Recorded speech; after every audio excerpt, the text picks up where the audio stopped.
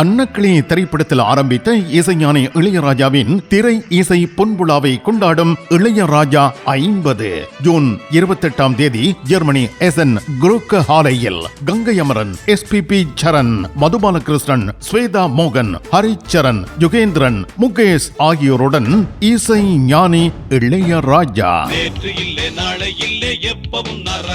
எப்படி இருக்கணும்னா பாட்டு இந்த மாதிரி இருக்கணும்.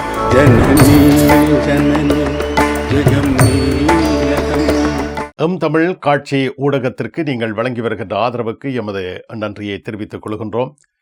இதுவரையில் சப்ஸ்கிரைப் செய்யாது இருக்கின்ற உறவுகள் தயவு செய்து சப்ஸ்கிரைப் செய்து உங்கள் ஆதரவை தமிழ் காட்சி ஊடகத்திற்கு வழங்கிக் கொள்ளுமாறு மிக்க அன்போடு வேண்டிக் கொள்கின்றோம்.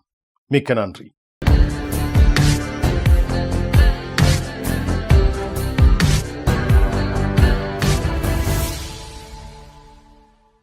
ஜெர்மனி செய்திகள். ஜெர்மனி நாட்டில் இருந்து வேலும் மயிலும் ராமகிருஷ்ணன் அவர்கள்.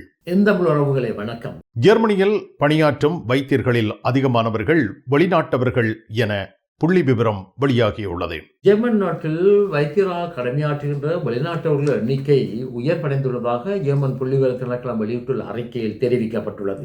அதாவது 2024ஆம் ஆண்டு ஜெர்மன் நாட்டில் கடமையாற்றுகின்ற வைத்தியர்களில் வெளிநாட்டை பின்னணியாக கொண்டவர்கள் எண்ணிக்கையானது 64,000 உள்ளதாக தெரிவிக்கப்பட்டிருக்கின்றது. இதற்கு முதல் 10 வருடங்களுக்கு முதல் இந்த தொகையானது 30,000 இருந்ததாகவும் 2024ஆம் ஆண்டு மொத்தமாக வெளிநாட்டு பின்னணியை கொண்டவர்களில் 1,21,000 வைத்தியர்கள் இருந்ததாகவும் இவர்களில் பலர் ஜெர்மன் நாட்டு பிரஜா உரிமையை பெற்றுக் கொண்டுள்ளதாக தெரிவிக்கப்பட்டிருக்கின்றது.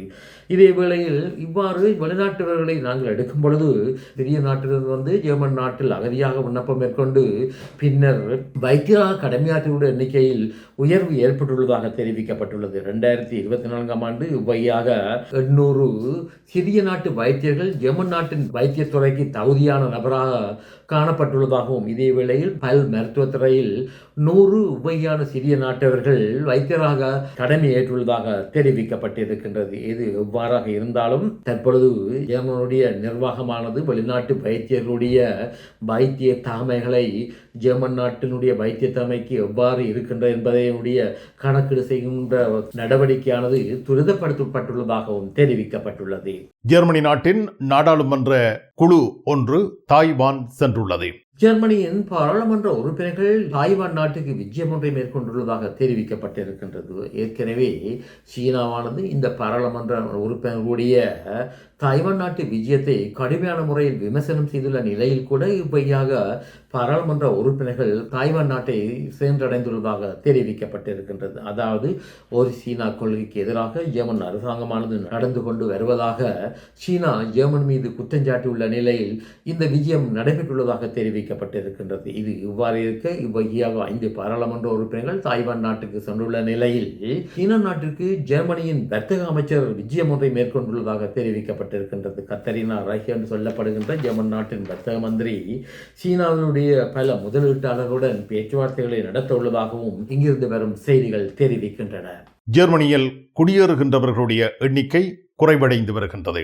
ஜெர்மனியின் புதிய குடியேற்ற கொள்கையின் காரணமாக ஜெர்மன் நாட்டில் குடியேறுகின்றவருடைய எண்ணிக்கையில் பாரிய வீழ்ச்சி ஏற்பட்டுள்ளதாக தெரிவிக்கப்பட்டிருக்கின்றது. அதாவது ஜெர்மன் நாட்டின் நெட்டோ சூவண்டர்கள் சொல்லப்படுகின்ற மொத்தமாக குடியேறியவர்களுடைய எண்ணிக்கையில் வீழ்ச்சிகள் காணப்பட்டுள்ளதாக தெரிவிக்கப்பட்டிருக்கின்றது. மொத்தமாக 4,50,000 பேர் ஜெர்மன் நாட்டுக்கு வந்ததாகவும் இதே வேளையில் ஜெர்மன் நாட்டை விட்டு வெளியேறியவர்களுடைய எண்ணிக்கையில் பாரிய உயர்வுகள் ஏற்பட்டுள்ளதாக தெரிவிக்கப்பட்டிருக்கின்றது. இது இவ்வாறு இருக்க இவ்வாறு ஜெர்மனியை விட்டு வெளியேறுகின்றவர்களில் ஜெர்மன் பிரஜா உரிமை உள்ளவர்களும் வெளியேறி வருவதாக தெரிவிக்கப்பட்டிருக்கின்றது. இதன் காரணத்தினால் கடந்த காலங்களில் ஜெர்மன் நாட்டில் அகதிகளுடைய எண்ணிக்கையில் பாரிய வீழ்ச்சி ஏற்பட்ட காரணத்தினாலும் இவ்வகையாக குடியேற்றவாசிகளுடைய எண்ணிக்கையில் வீழ்ச்சிகள் காணப்படுவதாக தெரிவிக்கப்பட்டிருக்கின்றது. ஜெர்மனி பிராங்க்ஃபர்ட் டோர்ட்முண்ட் நியோராவின் சம்மர் சேல் ஜூன் 1ஆம் தேதி முதல் 30ஆம் தேதி வரை மெகா டிஸ்கவுண்ட். சாரிகள் 70% வரை, லெகங்கா 50% வரை, சுடிதார் 50% வரை. தினமும் காலை 10 மணி முதல் இரவு 8 மணி வரை நடைபெறுகின்றது மலிவு விற்பனை. நியோரா பிராங்க்ஃபர்ட் டோர்ட்முண்ட். ஜெர்மனியில் அகதி நிலை நிராகரிக்கப்பட்டு தடுப்பு நிலையத்தில் தடுத்து வைக்கப்பட்டிருக்கின்ற ஒருவர் சட்ட ரீதியான உதவிகளை பெறுவது தடுக்கப்பட்டுள்ளது. ஜெர்மன் நாட்டில் ஒரு அகதியானவர் அகதி விண்ணப்பம் மேற்கொண்டு அந்த அகதி விண்ணப்பம் முற்றாக நிராகரிக்கப்பட்டு இவரை நாடு கடத்த முயற்சி செய்யும் பொழுது இவரை ஜெர்மன் நகர நிர்வாகமானதுக்கு கைது செய்து தற்காலிக தடுப்பு முகாமில் வைக்கும் பொழுது இவர் ஒரு சட்டத்திறனியை அணுகக்கூடிய வாய்ப்பு உள்ளது. இதே வேளையில் ஜெர்மனியின் புதிய அரசாங்கமானது 26/2025 இவ்வகையான ஒரு நடைமுறையை ரத்து செய்துள்ளதாக தெரிவிக்கப்பட்டிருக்கின்றது. அதாவது ஒரு நபரானவர் தற்காலிகமான தடுப்பு முகாமில் தடுத்து வைக்கப்படும் பொழுது இவர் தனக்கு நீதி வழங்க வேண்டும் என்று ஒரு சட்டத்திறனியை அரசு செலவில் நியமிக்க முடியாத வகையில் புதிய சட்டத்தில் இடமளிக்கப்பட்டுள்ளதாக தெரிவிக்கப்பட்டிருக்கின்றது. இதேவேளையில் இந்த நபரானவர் சொந்த செலவில் தேவை ஏற்படும் பொழுது தனக்கு சட்டத்திறனியை ஒழுங்கு செய்ய முடியும் என்றும் தெரிவிக்கப்பட்டிருக்கின்றது. ஐரோப்பிய நாடாளுமன்றத்தில் இயற்றப்பட்டுள்ள அகதிகளை கட்டுப்படுத்தும் சட்டமானது ஜெர்மனி நாட்டிலும் நடைமுறைப்படுத்தப்பட உள்ளது. ஐரோப்பா ரீதியில் ஐரோப்பாவிற்கு வருகின்ற அகதிகளை கட்டுப்படுத்துவதற்கு ஏதுவான வகையில் ஐரோப்பிய பாராளுமன்றத்தில் புதிய கடுமையான அகதி சட்டம் ஒன்று நிறைவேற்றப்பட உள்ளதாக தெரிவிக்கப்பட்டிருக்கின்றது. அதாவது ஐரோப்பாவினுடைய பாராளுமன்ற உறுப்பினர்களிடையே இந்த உத்தேச புதிய சட்டத்திற்கு பெரும்பான்மை கிடைத்துள்ளதாகவும் இதன் காரணத்தினால் வெகு விரைவில் இந்த உத்தேச புதிய சட்டமானது ஐரோப்பிய பாராளுமன்றத்தில் நிறைவேற்றப்படும் என்றும் தெரிய வந்திருக்கின்றது. அதாவது ஐரோப்பிய ஒன்றிய நாடுகளில் அகதி விண்ணப்பம் மேற்கொள்ளுகின்ற ஒரு நபரானவர் இவரது அகதி விண்ணப்பம் முற்றாக நிராகரிக்கப்பட்டு இவரை நாடு கடத்த முயற்சி செய்யும் பொழுது இவர் அந்த நாடுகளுடன் ஒத்துழைக்காது விட்டால் இவ்வகையான நபர்களை நாடு கடத்துவதற்கு ஏதுவான வகையில் புதிய தடுப்பு முகாம்களில் கூடுதலான காலங்கள் தடுத்து வைப்பதற்கு ஏதுவான வகையில் புதிய உத்தேச சட்டத்தில் இடமளிக்கப்பட்டுள்ளதாக தெரிவிக்கப்பட்டுள்ளது. அதாவது மூன்றாவது நாடொன்றில் இவர்கள் தடுத்து வைக்கப்படுவார்கள் என்று மூன்றாவது நாடொன்று என்று சொல்லும் பொழுது ஐரோப்பிய ஒன்றிய நாடுகளை தவிர்ந்த மற்ற நாடுகளில் தடுத்து வைக்கப்படுவார்கள் என்றும் அதி உயர் காலமாக மொத்தமாக இவர்கள் 2.5 வருடங்கள் தடுத்து வைக்கக்கூடிய அபாயம் உள்ளதாக தெரிவிக்கப்பட்டுள்ளது. அதாவது இவர் எந்த நாட்டிலிருந்து வருகின்றாரோ அந்த நாடானது இந்த குறிப்பிட்ட அகதியை திருப்பி ஏற்பதற்கு தயாராக இல்லாத நிலையில் இவ்வகையாக இவர்கள் மூன்றாவது நாடொன்றில் தடுப்பு முகாமில் தடுத்து வைக்கக்கூடிய வகையில் புதிய சட்டத்தில் இடமளிக்கப்பட்டுள்ளதாக தெரிவிக்கப்பட்டிருக்கின்றது. இதேவேளையில் ஐரோப்பிய ஒன்றிய நாடுகள் பல மூன்றாவது நாடுகளுடன் பேச்சுவார்த்தைகளை நடத்துவதற்கு ஆரம்பித்துள்ளதாக தெரிவிக்கப்பட்டிருக்கின்றது. ஏற்கனவே இத்தாலி நாடானது அல்பேனியா நாட்டுடன் இவ்வகையான ஒரு ஒப்பந்தத்தை மேற்கொண்டுள்ள நிலையில் இந்த புதிய ஒப்பந்தத்திற்கு எதிரான வகையில் ஐரோப்பாவின் உச்ச நீதிமன்றத்தில் வழக்கொன்று தாக்கல் செய்யப்பட்டதாகவும் இந்த வழக்கினுடைய முடிவுகள் வெகு விரைவில் வெளியாகும் என்றும் எதிர்பார்க்கப்படுகின்றது. இது எவ்வாறாக இருந்தாலும்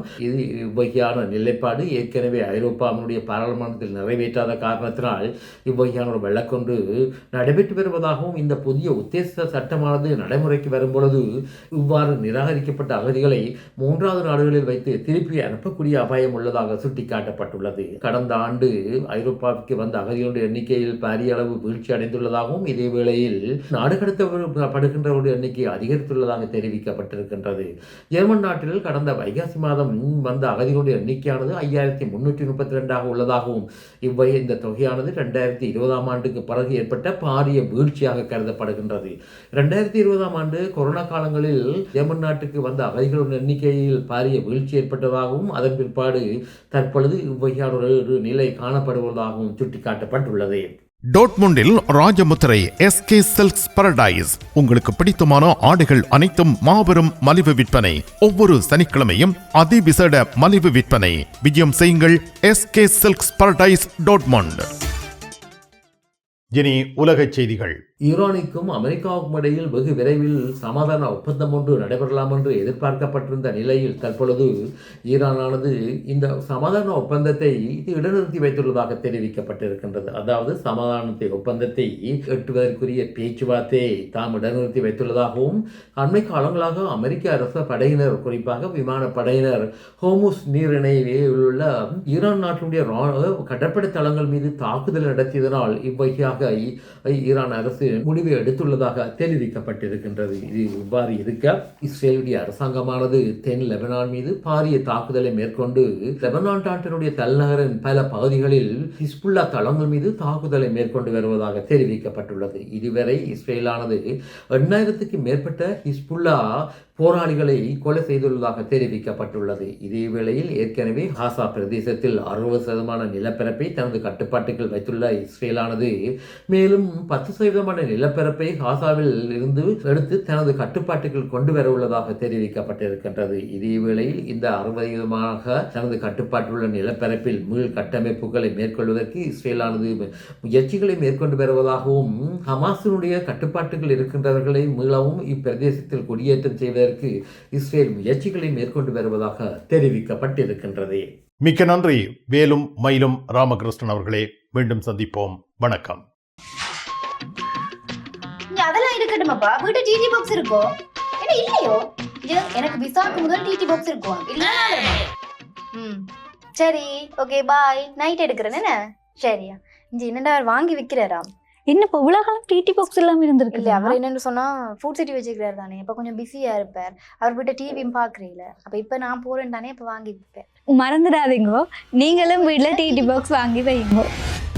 தமிழ் தொலைக்காட்சிகளின் நிகழ்ச்சிகளை தங்கள் இல்லங்களுக்கு எடுத்து வருவதில் முன்னணி வகிப்பது டிடி பாக்ஸ். நீங்கள் விரும்பும் தொலைக்காட்சி நிகழ்ச்சிகளை இலகுவாக பார்த்து மகிழ டிடி பாக்ஸ். விவரங்களுக்கு 0049 1630 00 78 00.